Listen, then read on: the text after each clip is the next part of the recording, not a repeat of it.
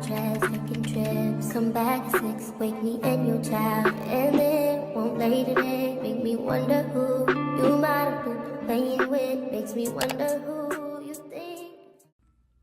What's up? I am back with a part 5. Welcome to Storm Lovely, aka Solo Mama Chronicles channel, where I discuss basically of how I was in a DV situation and how I got the F out. So let's do a quick recap. First, I found out that he was a PIMP. Then I found out that he was an addict. Let's be for real. What was I doing? I don't know why I was in this situation, why I put myself in this situation, and why I felt the need to continue being in this situation. So in this part 5, I'm going to probably put a lot of mini stories into one so I can end this story time in 2026 and bring out better and newer, happier content, because as these past stories have been regular, these next few stories are going to be how everything transpired and how I got the F out of that situation. So I think I've told y'all, I did not tell y'all that we had ended living at Ebony's house, and that situation was already crazy as its own. And basically what happened was that Ike and Ebony got into a disagreement about something, and our relationship was on its a situation where I could not control because I don't know what happened.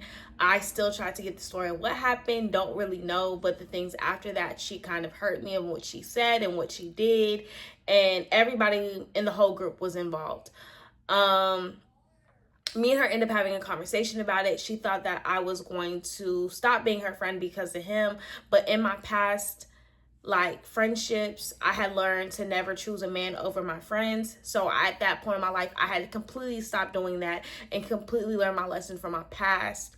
And so I was kind of really upset that she would think that, because I'm like, girl, we've been rocking for a minute and I look at you like you're my sister. Like, we cool, we bounded together. But she obviously did not feel the same, and that kind of put a halt onto me and her relationship. We ended up being cool after we had a conversation about it, but we realized at the end that we really cannot be friends anymore. And honestly, once you cross me, I'm a different person. I can't not deal with, especially friends that I look like close to and we've been hanging out together and doing everything together.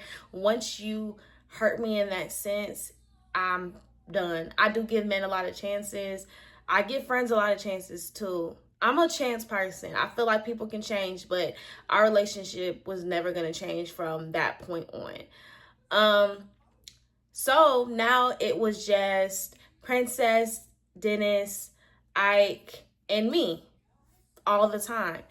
And as I told y'all, Ike really didn't have no place to stay. So him and I were basically kind of going on me picking him up from work after work and going. So this one particular day, him and I had not seen each other for maybe 2 days, which is normal for a relationship. You ain't gotta see each other every single day. So I came into the point oh my gosh, I am kind of doing all this traveling in my car, picking him up and going back and forth. And so at this time, he was working at a gas station, and I was working at the Lash Place still. Actually, let me go back. I was not working at the Lash Place. I was actually just doing hair, and it was one of those this is a job. I'm doing what I'm doing. I'm making the money I make. But everybody knows that when you're a hairstylist and you're trying to make it, you are doing hair nights, weekends, during the day. Your schedule is not a complete schedule. So one of these days I was going to go pick him up and I was running late again. But he knew money come first. That's how I always been. We gonna get that money and then I can, do what I got to do later. So This day he had texted me, he was like, hey, where you at? I said, listen, I'm not gonna be able to pick you up on time because I'm still with a client. He said, all right, bro. So I already sensed the attitude, and I was just like, you know what, I'm not about to worry about it because I'm just gonna go throughout the day. And that I was gonna go throughout the day and just not worry about his attitude and get on with the business. You know what I'm saying? So I end up finishing. I text him. I said, hey, where you at? I can come get you. He says, he's at some area, wherever. I think he was with a friend. I believe. Yeah. So I go pick him up, and he gets in the car and he got this attitude. And I'm like, what's wrong with you? Attitude. Like, why you asking me? What?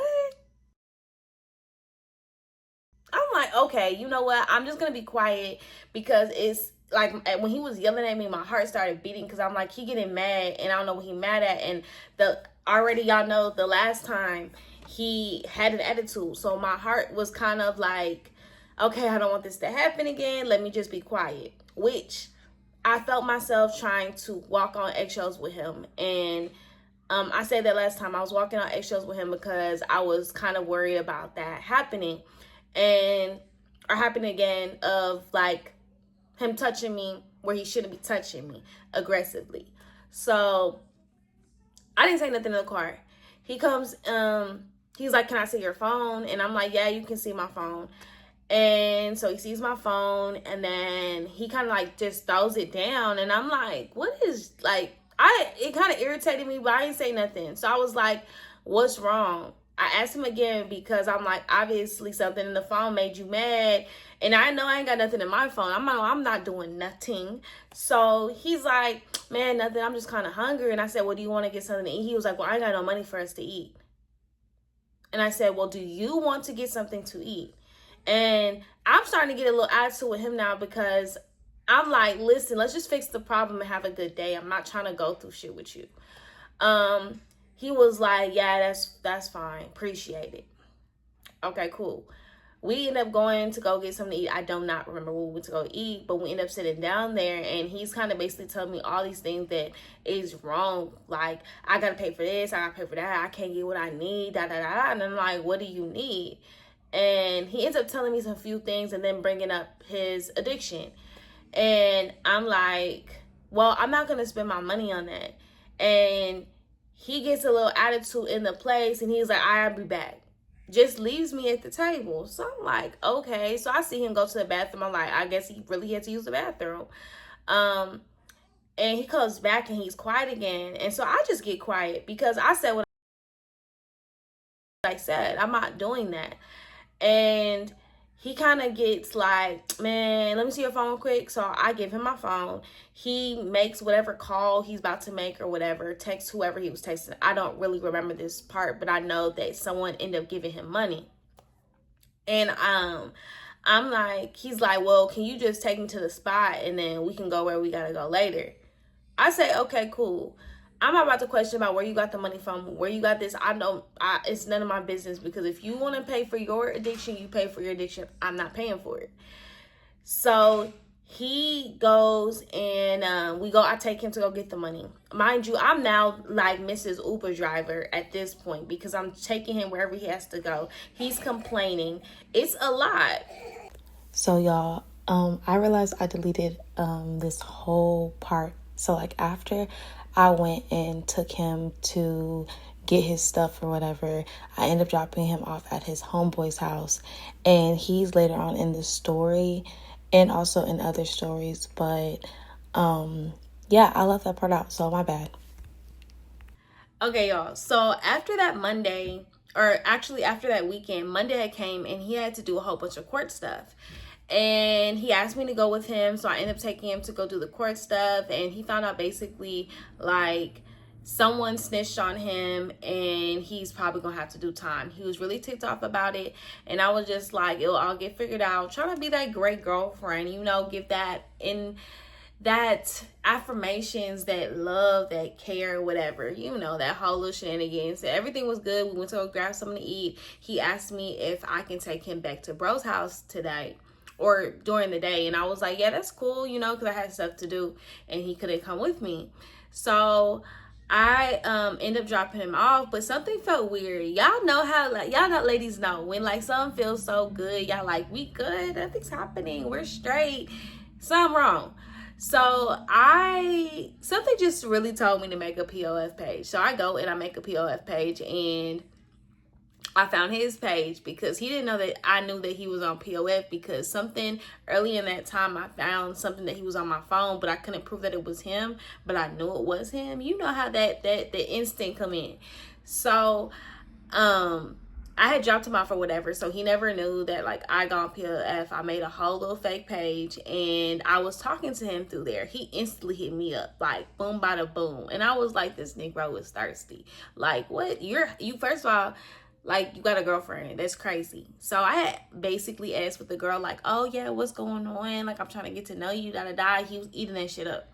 So I go and still talking to him. And I had to do hair, so I was doing hair and all that stuff. So later on in that day, he messaged me and was like, hey, can you come pick me up at this time? I'm like, yeah, I got you. I'll come pick you up. You know, still acting sweet and nice. He still to this day don't know I had made a fake POF page. But he's like really like being so nice to me, and he was like, oh, we're gonna go do this, da da da, and I'm like, yeah, we're gonna go do that. And he's also making plans with the girl on POF, the fake page. So I ended up going to pick him up. I was like probably about 15-20 minutes late because of the time that I said I was going to be there, because I got lost, and I'm texting like, hey, I got lost. We're still he all this stuff, and I forgot that his stuff was in my back seat and his backpack was in my front seat. And so that was like literally off my mind. And why that's important is that y'all gonna see.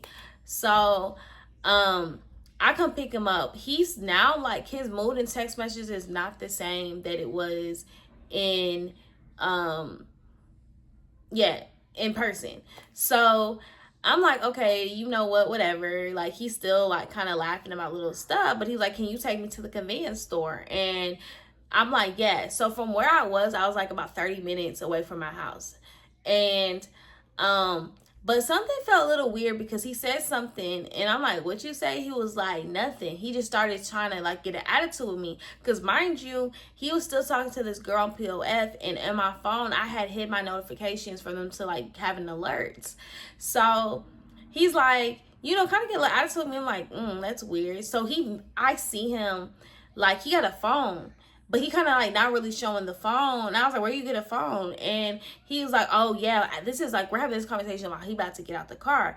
And he's like, oh yeah, my bro gave me his old phone, and I just hooked it up today. And I was like, oh, okay. Because at first when he was on POF, I thought he was using his friend's phone the whole entire time, but he had a phone. So when he goes to the convenience store, I can see him through the convenience store going inside the bathroom, and then I see him texting like back. So something told me to check my POF, and he sends an address to where we're actually going.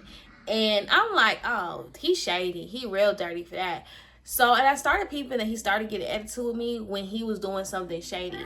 So he gets back in the car, and he tries to make a whole argument about something random. I don't even know what it was or what it was about, but he started getting mad, and I can see like he kind of like getting big bad attitude, right?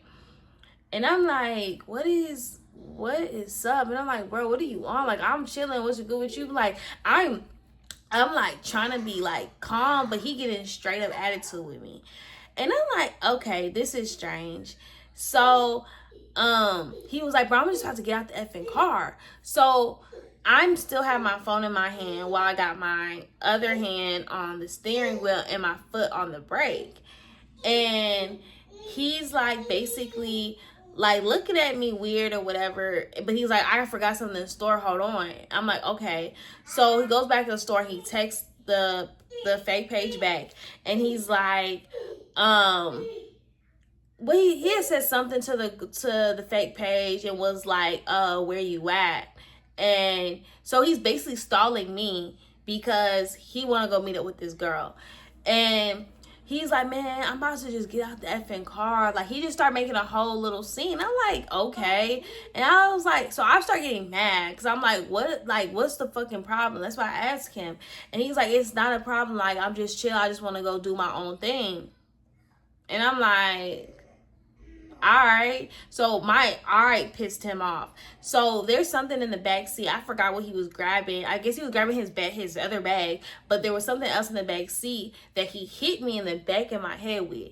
And it hurt, like, and I was just like, what the fuck? I told him, I was like, what the fuck? He's like, bro, like, you really pissing me off. He's like, you're really pissing me off. And I'm like, what are you talking about? Like, what is your issue? So he tries to get his backpack back in the front seat while I still have my phone in my hand. I end up dropping my phone because I don't know if he's trying to get in the front seat and hit me or whatever. So he's having like this whole like, give me my fucking bag. And I'm like, you take your bag, bro. And my car is one of those cars, like, it does not lock until I put my foot on the gas. And it was halfway off the brake. When I tell you God is good, God is good because, like, as he's trying to pull off the thing, like, get his bag, he leans over and hits me. And I'm in, like, what the hell shock. Like, I didn't even do anything to you, right? So, he pulls his bag, but his strap of his bag gets stuck on the car door when he slams it. That's what his ass gets, right? So he's like, bro, let me get my bag. Let me get my bag. He's now sounding like he's frantic, like this fake ass frantic look. Like, oh my God, give me my bag, give me my bag. And mind you, there was nobody on the street. There was nobody at the gas station. It was nobody on the highway because there was a gas station towards where we're going towards the highway and it was nobody. And that's why I say God is good, because in this time he really did protect me. But at this time I'm getting really nervous. I'm like, bro, what is the issue? What is the issue? So I'm thinking in my head, I'm like, that's how I'm thinking in my head. I don't tell him that because now I'm quiet and in shock. Like, this man just really punched me for no reason. And he's like, yeah, like, trying to get my bag. He's trying to pull the bag, but my car locked at this time. And mind you, it don't normally do that until I push on the gas. So, and my foot was a little bit on the brake. And it was not, like, all the way fully on. It just locked the door. So, he's still trying to get his bag. And as I'm like, I pull off on the back. I said, get off. I told him, I was like, get off my effing car, bro. Like, get off my car. And he was like, no, give me my bag. So the bag, I guess whatever happened, the bag, he ends up getting the bag, but the bag had fell. And while I'm pulling off, and he's still on the car. I was like, this Negro is crazy, because how are you doing that? Like, what is going on? So he pulled off the what's it called? No, and I'm like, this dude is crazy, because he's still handing on top of the thing. So his hand is like on top of my the part of the windshield wipers or whatever. So his hand is still on there, but my things were staying on strong. When I tell you, lightning got me through hell. So he holding on, and she hold on to her windshield wipers, obviously, right? So I'm like, I'm telling her, I was like, I'm going to get on the highway, so I advise you to get the fuck off. He's like, bro, just stop the fucking car. Just stop the fucking car. I'm like, I'm not stopping the fucking car. Like, he hear me yelling, because it's like my window on the driver's side is kind of like a little bit open, but you can hear me. And I tell you, that street was so quiet. It was crazy. So I'm like telling him I'm about to get off. And so off the ramp, it's like either he was going to be on that highway or he was going to be gone. Like, so his only choice was to either get off. So he wasn't going to get off. So I did a little, stepped on that gas a bit, and he got off that hoe. And after that whole entire time, like, I see him, because I kind of see him from my rear view mirror, but I'm frantic because all that happened so quickly. My heart is kind of beating. I'm in the, like, that motion, like, what the hell just happened? I can't see out my windshield because he had punched my windshield, and, is that what it's called? Not the windshield. My front window, he punched it. And it was really like a big ass dent in my car. And y'all would think that, like, me and him would stop talking after this, but we did not. My mom, I ended up calling my mother and telling her I couldn't see, and I kind of told her a little bit happened, but I didn't go into full detail. She still doesn't know to this day exactly what happened, so I hope she never watches this video because she'll exactly know what happened.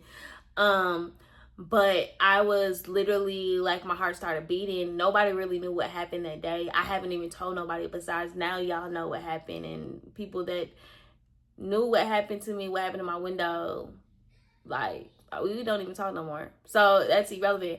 But yeah, so that happened, and 2 months later after that, he ended up like calling me, apologizing. It wasn't even 2 months, I'm sorry y'all, it was 2 weeks. 2 weeks after that, he ended up calling me and telling me that he was so sorry. And I'm like, I apologize. I should have never did that to you. How much was your window? I'll send you the money. He ended up sending me $400 to fix my window, and plus the insurance fee that, you know, that they do whatever your windshield breaks or whatever. He ended up paying that. So he gave me about like $800. And I was grateful for that, which he should have done it in the first place, but I didn't think he was gonna fix it. And I ended up telling him like, yeah, it was. And I ain't gonna even lie, y'all. I think I told him it was like $900, so I could keep $100 to myself for distress, because I was distressed, y'all. Yeah, and when he hit me, I don't know, I was so full of adrenaline. I did not remember that the fact that he punched me, because I felt like I almost killed him. And honestly, he ended up sending me pictures of his leg. Like, it was messed up. Like, his whole leg, you can only see like the white meat on his leg. Sadly, I did not stop talking to him after that, because 2 months later, we ended up talking again. And we talked again. We went on a date. He apologized again. He bought me a whole bunch of flowers. He bought me stuff. He always would buy me stuff to make the situation better. And I don't know why I accepted that. To me, in my eyes, I think I just had a low self-esteem for some reason. I think he caused the low self-esteem, but that's a whole nother conversation that we don't even really need to get into right now. But yeah, like, we didn't start talking, and so like, after that whole entire time, stuff just got crazier, because we ended up talking back again after the 2 months. So let me track back a little bit. 2 weeks after that, he ended up giving me the money to fix my window. And then 2 months after that, we started talking back officially again. And during the time that we were talking, he had bought all this stuff for me or whatever. He basically was just expressing about like how he's really trying to change, and I've been talking to somebody, and you know, men always be, now I'm talking to somebody to get my life together. It's the same BS, whatever.